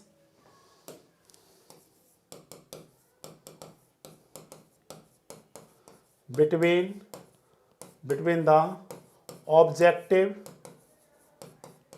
lens and center of the instrument, okay, instrument होता है। अब आपने नाम सुना होगा डिस्टेंस, क्या टैक्योमेट्री एक थियोडोलाइट है, tacheometry is the advance form of the theodolite. जब आप थियोडोलाइट में क्या करते हैं, सर्वे वर्क करते हैं, तो वहाँ पे आपको एक इस तरीके का डायग्राम मिलता है, ठीक है। तो वहाँ पे क्या होता है, इस तरीके का रहता है हमारे पास, सिंपल सा इस तरीके का रहता है, एक इस तरीके का बनता है। बट जब हम लोग यहाँ पे रीडिंग लेते हैं, तो यहाँ पे डिस्टेंस हम लोग 3 रीडिंग्स को क्या करते हैं, कंसीडर करते हैं। कितनी रीडिंग्स को, 3 रीडिंग्स को क्या करते हैं, कंसीडर करते हैं। इस तरीके का होता है हमारे पास, उसमें हम लोग क्या करते हैं, 3 रीडिंग्स को कंसीडर करके चलते हैं। तो ये हो जाता है S1, ये होता है S2, ये होता है S3, और इन दोनों का जो S जो होता है वो S3 माइनस किसके होता है, S1 के इक्वलेंट होता है। तो डिस्टेंस ध्यान देना। और हम लोग जो एनालिटिकल लेंस यूज़ करते हैं, जो एनालिटिक लेंस यूज़ करते हैं, उसमें जो मल्टीप्लाइंग कांस्टेंट होता है उसका वैल्यू क्या होता है, डिस्टेंस 100 होता है, और जो एडिटिव कांस्टेंट होता है उसका वैल्यू 0 होता है, ठीक है ना। और जो एडिटिव कांस्टेंट होता है, सॉरी, जो एनालिटिक लेंस होता है, उसको हम लोग ऑब्जेक्टिव और डायफ्राम के बीच में क्या करते हैं, यूज़ करते हैं, जिससे वहाँ पे होने जो वहाँ पे एडिटिव कांस्टेंट है उसका वैल्यू क्या हो जाए, 0 हो जाए। तो डिस्टेंस जितने भी जेईई में क्वेश्चन आते हैं वो सारे जितने भी अभी मैंने बोले वहाँ से सॉल्व हो जाएंगे। नेक्स्ट देखते हैं, size of the plane table. तो please remember this point, size of the plane table is, ये इन्होंने सही ऑप्शन लगाया है। The plane table consist of a drawing board made of well season. तो एग्जाम में कभी कभी ये भी क्वेश्चन आता है कि जो आप प्लेन टेबल बनाते हैं वो कौन सी लकड़ी का बनाते हैं। तो प्लीज़ डियर स्टूडेंट, वो क्या होना चाहिए, वेल सीजन्ड वुड होना चाहिए, जिसमें टीक और पाइन आप क्या करते हैं, वुड का यूज़ करते हैं। टीक और पाइन वुड को आप क्या करते हैं, यूज़ करते हैं, ये आपने रखना है याद। दूसरा, the size of the plane table is generally 600 mm into 750 mm into 20 mm। 20 mm यहाँ पे क्या डिस्टेंस, थिकनेस, क्या डिस्टेंस, थिकनेस होता है हमारे पास 20 mm। जब हम लोग इस तरीके का बोर्ड बनाते हैं जिस पर हम लोग क्या कर रहे हैं, जिस पर हम लोग क्या करते हैं, डिस्टेंस सर्वे वर्क करते हैं, ठीक है ना, इस तरीके का होता है हमारे पास। तो ये सर्वे वर्क जब हम लोग कर रहे हैं यहाँ पे, तो इसका ये क्या होता है, थिकनेस होता है, इस तरीके का है। तो ये जो थिकनेस है ये कितना डिस्टेंस 20 mm, और ये जो ये वैल्यू है ये वैल्यू कितना होगा हमारे पास 750 mm, और ये वाला जो वैल्यू है डिस्टेंस ये हो जाएगा हमारे पास 600 mm। ठीक है, इस तरीके से 600 750 इंटू 20 mm के हेल्प से हम लोग क्या करते हैं, प्लेन टेबल का साइज पता करते हैं। अब डिस्टेंस एक क्वेश्चन और एग्जाम में बनता है कि प्लेन टेबल जो होती है बेचारी कितने तरह की होती है। तो प्लेन टेबल हमारे पास 3 तरीके का होता है। First one is the simple plane table, second one is the Johnson plane table, third one is the coast survey plane table. तो डिस्टेंस जो सिंपल प्लेन टेबल है उसके सब एडवांस फॉर्म है। तो यहाँ पे हम लोग अगर एग्जाम में कभी आए कि किस तरीके का जॉइंट को यूज़ करते हैं इन जॉनसन प्लेन टेबल में, तो बॉल एंड सॉकेट जॉइंट को हम लोग क्या करते हैं, डिस्टेंस यूज़ करते हैं। कौन से जॉइंट को यूज़ करते हैं, बॉल एंड सॉकेट जॉइंट को यूज़ करते हैं। दूसरा, एक इसमें वर्टिकल स्पिंडल भी होता है। जो हमारे थ्योरी लेक्चर्स है वहाँ पे हमने इनको प्रॉपर वे में एक एक डायग्रामेटिकली समझाने की कोशिश की है कि किस तरीके से है। नेक्स्ट है, it is used for accurate plane table survey work and large scale mapping. यहाँ से हमारे को सिंपल प्लेन टेबल से बेस्ट रिजल्ट्स हमारे को ये प्रोवाइड करता है, और ये लार्ज स्केल मैपिंग के लिए हम लोग इसको क्या करते हैं, यूज़ करते हैं। नेक्स्ट डिस्टेंस जो लास्ट है हमारे पास वो है कोस्टल सर्वे प्लेन टेबल। तो कोस्टल सर्वे प्लेन पर में ये क्या होता है, it is more accurate plane table होता है। It is use for long sides के लिए होता है। It is also use for large scale map के लिए हम लोग यूज़ करते हैं। और आपसे पूछा जाए इन सब में सबसे बेस्ट रिजल्ट कौन देता है, तो वो कोस्टल सर्वे प्लेन देता है। बट जनरली अब आपके मन में आ रहा होगा सर जो हम लोग कॉलेज में करते हैं तो वो सिंपल प्लेन टेबल को यूज़ करते हैं, ठीक है ना, क्योंकि जो हमारे जब आप अच्छे कॉलेज में जाएंगे तो वहाँ पे आपको अच्छी अच्छी चीज़ें मिलेंगी। अब देखिए डिस्टेंस, इस क्वेश्चन का आंसर बताइए। ये तो बहुत सिंपल क्वेश्चन है, इसको आप इजीली बता सकते हैं। बताइए इसका आंसर क्या होगा। To 4 bearing of a line, मतलब हमारा क्या दे दिया, एफ बी कितना दिया distance, north 40 degree 42 minute west, no local attraction. Local attraction का मतलब क्या होता है समझाते हैं अभी आपको। The back bearing of the line, मतलब बी भी आपसे पूछा है। सबसे पहले डिस्टेंस, जिस भी स्टूडेंट्स को नहीं पता है मैं बिल्कुल 0 पॉइंट से बताने की कोशिश करूँगा। ये हमारे पास कोई पॉइंट है ओ, और एक लाइन है हमारे पास ए, ठीक है। डिस्टेंस ओ ए लाइन है, ये हो गया नॉर्थ, ये हो गया साउथ, ये हो गया ईस्ट, सॉरी ये हो गया हमारे पास ईस्ट, ये हो गया साउथ, ये हो गया डिस्टेंस वेस्ट। प्लीज डिस्टेंस 0 से नॉर्थ हमारे पास 2 तरीके का होता है, एक होता है WCB और एक होता है डिस्टेंस QB। WCB का मतलब है होल सर्कल बियरिंग। कौन सा distance, whole circle bearing. QB का मतलब क्या डिस्टेंस, क्वाड्रेंट बियरिंग। यस और नो। होल सर्कल बियरिंग में क्या कंडीशन है,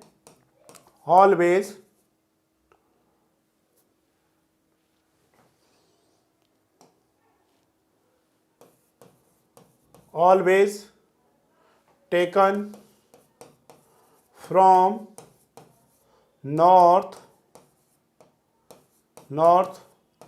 एंड क्लॉकवाइज डायरेक्शन। क्लियर हो गया point distance.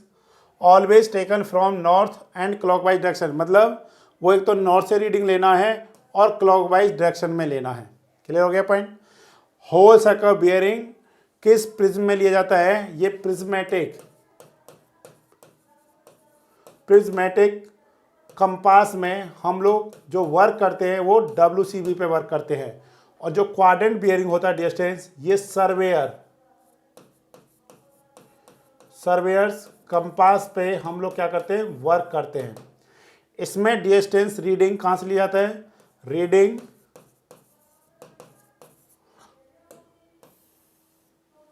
Reading taken from north as well as south, जो क्या होगा, नियर होगा, विच एवर इज नियर। यहां पे हम लोग लिख देते हैं which ever is near, okay, जो पास में होगा। और यहां पे जो रीडिंग होती है, reading taken both clockwise and anti clockwise, anti clockwise reading दी जाती है, ओके। WCB का जो वैल्यू होता है, it vary from 0 to 360 degree, okay. जो WCB का वैल्यू होता है वो 0 से 360 डिग्री के बीच में होता है, परंतु क्वाड्रेंट बियरिंग का जो होता है वो 0 to 90 डिग्री के बीच में होता है। और जो रिप्रेजेंटेशन है, जो इसका रिप्रेजेंटेशन है डियर स्टूडेंट्स, वो हमारे पास क्या होता है, यहाँ पे क्या होगा, क्वाड्रेंट थीटा, फिर क्या होगा क्वाड्रेंट, जैसे कि नॉर्थ θ1 ईस्ट, या फिर क्या होगा डियर स्टूडेंट्स साउथ θ2 वेस्ट, इस तरीके से होता है जनरली, ठीक है। तो ये हमारे पास क्वाड्रेंट के बीच में रहता है। तो अब आप खुद बताइए, जो हमने यहाँ पे ये रीडिंग ले रखी है, ये हमारे पास होल सर्कल बियरिंग है या फिर क्वाड्रेंट बियरिंग है, बोलिए कौन सा बियरिंग है डियर स्टूडेंट्स, ये हमारे पास क्वाड्रेंट बियरिंग है। सर आपको कैसे पता चला, क्योंकि मेरे को ऐसे पता चल गया, क्योंकि हम लोग नॉर्थ और वेस्ट के बीच में थीटा को लेकर के आए हैं। सिंपल सा मतलब हो गया कि ये हमारे पास क्वाड्रेंट बियरिंग है, मतलब ये हमने किससे लिया है, ये सर्वेयर कंपास से लिया है, okay student. No local attraction, तो डियर स्टूडेंट्स एक सेकेंड, ये वाला जो एंगल है ये हो गया θ1, तो θ1 को मैं क्या लिखूंगा dear students, θ1 is 4 bearing of a line AB, क्या dear students, θ1 is the 4 bearing of a line AB। अब आपने क्या करना है, यहाँ पे जाना है और इस तरीके से एक एंगल मेजरमेंट कर लेना, ये वाला, ये एंगल कौन सा हो गया θ2, तो θ2 को मैं क्या लिख रहा हूँ dear students, back bearing of a line AB। अब आपको क्लियर हो जाना चाहिए डियर स्टूडेंट्स, θ2 को क्या लिख रहा हूँ मैं, θ2 is the back bearing of a line, sorry AB नहीं है, AB नहीं है, सॉरी OA है,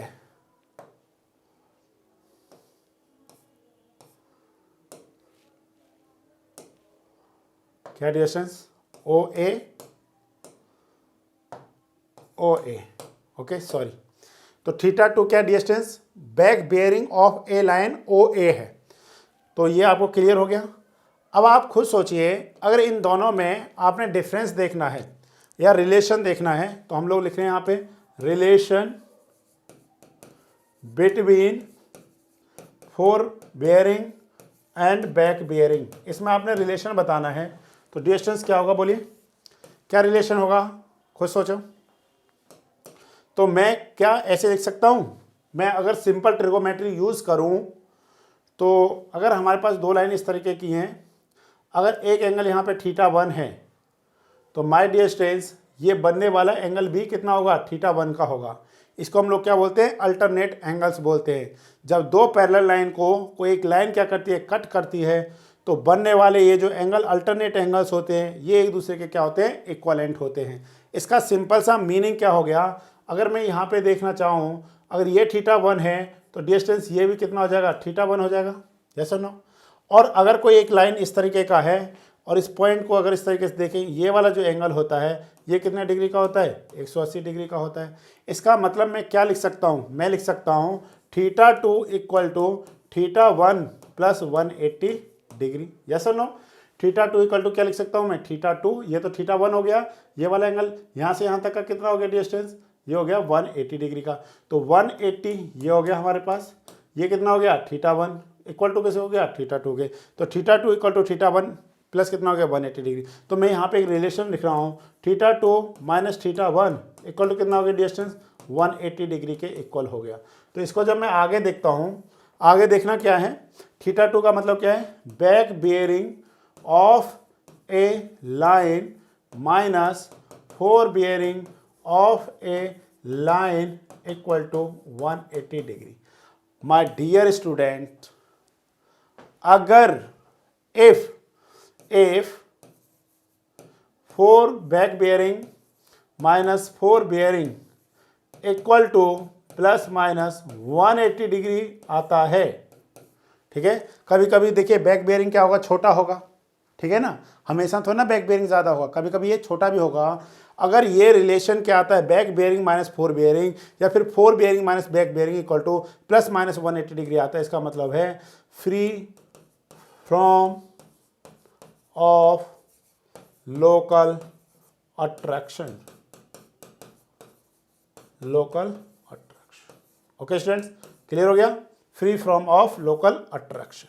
तो सिंपली अब हम लोग क्या कह सकते हैं, ये हमारे पास रिलेशन हो गया। अगर हमारे पास क्या दे रखा है डियर स्टूडेंट्स, समझने की कोशिश कीजिए। जैसे हमारे पास इस तरीके से दे दिया, यहीं पे देखते हैं हम लोग, समझने की कोशिश कीजिए डियर स्टूडेंट्स। मैं थोड़ा सा इसको रफ कर रहा हूँ, थोड़ा सा। ये हमारे पास क्वाड्रेंट है, ये हो गया नॉर्थ, ये हो गया ईस्ट, ये हो गया साउथ, ये हो गया हमारे पास वेस्ट। ये फर्स्ट क्वाड्रेंट है, ये सेकंड क्वाड्रेंट है, ये थर्ड क्वाड्रेंट है। डिस्टेंस ये कौन सा है, फोर्थ क्वाड्रेंट है। ठीक है, अब आप खुद सोचिए, अगर हमारे पास कोई ये लाइन है ए ओ ए, तो जो θ1 है इसका वैल्यू कहाँ से कहाँ तक हो सकता है, 0 टू कहाँ तक हो सकता है डिस्टेंस, 90 डिग्री तक हो सकता है। अगर लाइन हमारे पास क्या है बी ओ बी, तो ये वाला जो θ2 है इसका वैल्यू कहाँ से कहाँ तक हो सकता है, θ2 का जो वैल्यू है वो डिस्टेंस कहाँ से कहाँ तक हो सकता है। देखिए, इसका मतलब है कि अगर वो सेकंड क्वाड्रेंट में लाई कर रहा है तो इसका वैल्यू क्या होगा, more than 90। Okay, more than 90 और लेस देन कितना होगा, 180 डिग्री होगा। यस और नो, लेस देन क्या होगा 180 डिग्री। अगर कोई वैल्यू यहाँ पे लाई करता है θ3, तो इसका वैल्यू क्या होगा, more than 180 degree, less than कितना होगा 270 डिग्री। अगर कोई हमारे पास यहाँ पे लाई करता है तो हम लोग कहेंगे कि ये वैल्यू जो हमारे पास ये θ4 है, θ4 किसके इक्वल होगा डिस्टेंस, θ4 क्या होगा, मतलब 360 से कम या फिर इसके इक्वलेंट हो सकता है। ठीक है, इक्वलेंट भी हो सकता है, और क्या होगा 270 के बराबर भी हो सकता है और उससे कम भी हो सकता है। तो आप समझने की कोशिश कीजिए इस तरीके से। अगर हमको कोई भी वैल्यू पता चले, अगर फोर बेयरिंग पता चल जाएगा तो आप क्या कर सकते हैं, सिंपल सा बैक बेयरिंग पता कर सकते हैं। ओके, अब देखिए यहाँ पे स्पेस है हमारे पास, ध्यान से समझना। when फोर बेयरिंग और back bearings are given in the form of quadrant bearing। Okay, अगर बैक बेयरिंग या फोर बेयरिंग जो है अगर वो क्वाड्रेंट की फॉर्म में दे रखी है, जैसे यहाँ पे दे रखा है, तो हमने क्या करना है, फोर बेयरिंग कन्वर्ट, या फोर बेयरिंग को आपने क्या करना है, ठीक है, four bearing converted into back bearing. अगर आपने क्या करना है, फोर बेयरिंग से बैक बेयरिंग फाइंड करना है, तो इस केस में हम लोग क्या करेंगे, only change quadrant, only change quadrant distance. क्या करेंगे, ओनली क्वाड्रेंट को चेंज कर देंगे। जैसे हमारे को यहाँ पे गिवन कर रखा है नॉर्थ 40 डिग्री 42 मिनट वेस्ट, तो डिस्टेंस क्या करेंगे हम लोग, नॉर्थ को लिख देंगे साउथ 40 डिग्री 42 मिनट, और वेस्ट को क्या लिख देंगे हम लोग, ईस्ट लिख देंगे। ये हमारे पास क्या आ जाएगा डिस्टेंस, आंसर आएगा। अब आपको इसको क्या करना है, चेक करना है क्या ये सही है या गलत है। तो उसके लिए हम लोग डिस्टेंस क्या करते हैं, चेक कर लेते हैं एक बार, ठीक है ना, कि हमारा आंसर सही है या फिर गलत है। तो उसके लिए स्टूडेंट हम लोग चेक कर लेते हैं कि आंसर सही है गलत है। तो खुद देखिए, हम लोगों को क्या करना है, QB, ठीक है, कन्वर्ट टू WCB। अगर आपको QB को किस में कन्वर्ट करना है, WCB में कन्वर्ट करना है, तो कैसे करेंगे, पहले आप इसको ड्रॉ करने की कोशिश कीजिए। ये हो गया नॉर्थ, ये हो गया ईस्ट, ये हो गया साउथ, ये हो गया वेस्ट। नॉर्थ वेस्ट का मतलब हो गया कि जो लाइन है वो नॉर्थ और वेस्ट क्वाड्रेंट में है। इसका सिंपल सा मतलब हो गया डिस्टेंस, ये हो गया O, ये हो गया A, और ये वाला रीडिंग आपको गिवन कर रखा है, कितना डिस्टेंस, 40 डिग्री 42 मिनट है। ओके, तो WCB का मतलब क्या होता है, WCB का सिंपल सा मतलब होता है कि ये कहाँ से लिया जाता है डिस्टेंस, ऑलवेज नॉर्थ से लिया जाता है और क्लॉक वाइज डायरेक्शन में लिया जाता है। यस और नो, नॉर्थ में लिया जाएगा और नॉर्थ से लिया जाएगा और क्लॉक वाइज डायरेक्शन में लिया जाएगा। तो बताइए ये वाला जो मैंने लाइन किया इसका वैल्यू कितना हो जाएगा, ये हो जाएगा 360 डिग्री माइनस 40 डिग्री 42 मिनट। तो आपको पता है 1 डिग्री इक्वल टू 60 मिनट और 1 मिनट इक्वल टू कितना होता है डिस्टेंस, 60 सेकेंड होता है। ठीक है, तो आपने यहाँ से क्या किया, 1 डिग्री लेकर के मिनट कर लिए, तो ये हो जाएगा 18 मिनट। ओके, यहाँ पे कितना हो गया 9 हो गया और यहाँ पे कितना हो गया 5 1 और ये हो गया 3, 319 डिग्री 18 मिनट में अगर आप इसको ऐड करेंगे तो आपको 360 मिल जाएगा। इसका मतलब हो गया 4 बियरिंग तो हो गया ये क्या हो गया डिस्टेंस, ये हो गया हमारे पास 4 बियरिंग। ठीक है, अब आपको अगर बैक बियरिंग पता करना है तो हम लोग क्या करेंगे बोलिए, बैक बियरिंग इक्वल टू हो जाएगा 4 बियरिंग माइनस 180 डिग्री। हमने माइनस क्यों किया distance, because 4 bearing is greater than 180 degree. अगर 4 बियरिंग का वैल्यू 180 डिग्री से ज़्यादा है तो उस केस में हम लोग उसको क्या करेंगे, माइनस करेंगे। तो आप इसको माइनस कर दीजिए, मतलब हो गया 319 डिग्री 18 मिनट माइनस 180 डिग्री। तो आप सॉल्व करिए, कितना आ गया 18 मिनट, 19 में से ये तो हो गया 9, ठीक, और ये हो गया 11 में से 8 गए तो कितना हो गया डिस्टेंस 3। ओके, यहाँ पे रह गए 2, ये हो गया डिस्टेंस 1, मतलब ये हो गया 139 डिग्री 18 मिनट। यस और नो। अब आप इसको क्या करिए, क्वाड्रेंट में चेंज करिए। जब आप क्वाड्रेंट में चेंज करेंगे डिस्टेंस तो देखिए कैसे चेंज करेंगे, ध्यान से देखिए। इसका मतलब है ये कौन से क्वाड्रेंट में लाई कर रहा है डिस्टेंस, बोलो कौन से क्वाड्रेंट में लाई कर रहा है। ये जो हमारे पास लाई कर रहा है, ये हमारा लाई कर रहा है किस क्वाड्रेंट में, ये हमारे पास लाई कर रहा है हमारे पास थर्ड क्वाड्रेंट में, सॉरी सेकंड क्वाड्रेंट में। कौन से क्वाड्रेंट में, सेकंड क्वाड्रेंट में। तो डिस्टेंस हम लोग यहाँ पे देखने की कोशिश करते हैं। यहाँ पे हमारे पास है इस तरीके से, ठीक, मतलब वो लाइन है ये हो गया हमारे पास नॉर्थ, साउथ, ईस्ट और वेस्ट। यस और नो। तो अब हम लोग देख रहे हैं इसको, ये वैल्यू कितना डिस्टेंस, ये हो गया 139 डिग्री 18 मिनट। यस और नो। हमको कौन सा लेना है, सॉरी मैं बार बार ना एक ही चीज़ गलत लिख दे रहा हूँ। यहाँ पे क्या आएगा डिस्टेंस, ईस्ट आएगा, यहाँ पे आएगा साउथ। डिस्टेंस हमको कौन सा लेना वैल्यू, ये वाला वैल्यू लेना है। तो बताइए हम लोग क्या करें, 180 डिग्री में से ये टोटल कितना डिस्टेंस 180 हो जाएगा ना यहाँ से यहाँ तक। तो 180 में से अगर मैं इस वैल्यू को माइनस कर दूँ 139 डिग्री और 18 को, तो हमको यहाँ पे रिजल्ट मिल जाएगा। चेक करिए कितना आएगा। यहाँ पे आपने क्या करना है, 1 डिग्री जब आप यहाँ लेंगे तो 1 डिग्री इक्वल टू 60 मिनट। तो 60 में से जब 18 को सेपरेट करेंगे तो कितना हो जाएगा 42 मिनट। और यहाँ पे कितना हो गया डिस्टेंस 179 माइनस 139 इक्वल टू कितना हो जाएगा 40। तो बोलिए क्या आंसर वही आया नहीं आया। इसको रिप्रेजेंट कैसे करेंगे, साउथ 40 डिग्री 42 मिनट ईस्ट। तो देखिए कितनी मेहनत करनी पड़ी हमारे को। तो सिंपल सा हम लोग याद क्या रख सकते हैं, जब भी क्वेश्चन में क्वाड्रेंट मतलब क्या 4 बियरिंग फाइंड करना है या फिर बैक बियरिंग फाइंड करना है, अगर वो बियरिंग हमारे को क्वाड्रेंट में गिवन कर रखी है, माय डियर स्टूडेंट्स, हमने सिर्फ क्या करना है बोलो, हमने उसके क्वाड्रेंट को चेंज कर देना है। जैसा कि हमने इतनी मेहनत की, यहाँ पे इतना सारा मेहनत किया, तब जाकर के फाइनली हमको आंसर वही मिला जो हम लोगों ने स्टेटमेंट के फॉर्म में लिखा। तो ओके माय डियर स्टूडेंट्स, आज हम लोगों ने जो क्वेश्चन सॉल्व किए हैं वो कौन कौन से क्वेश्चन सॉल्व किए डियर स्टूडेंट्स। आज हमने जो क्वेश्चन सॉल्व किए हैं वो 13 Feb 2021 and 17 Feb 2021 Himachal Pradesh JE में जो क्वेश्चंस आए थे रिलेटेड टू सर्वेइंग, हमने सारे क्वेश्चंस को सॉल्व करने की पूरी कोशिश की है माय डियर स्टूडेंट्स। जो नेक्स्ट हमारा फ्लूइड मैकेनिक्स और स्ट्रेंथ ऑफ मटेरियल, जो भी रिमेनिंग टॉपिक्स, हम लोग सारे टॉपिक्स को 1 बाय 1 लेकर के आ रहे हैं आपके सामने। प्लीज़ आप हम लोगों को सपोर्ट कीजिए, हम आप लोगों के लिए बहुत अच्छे से क्या करने वाले हैं, काम करने वाले हैं। Okay, thank you students.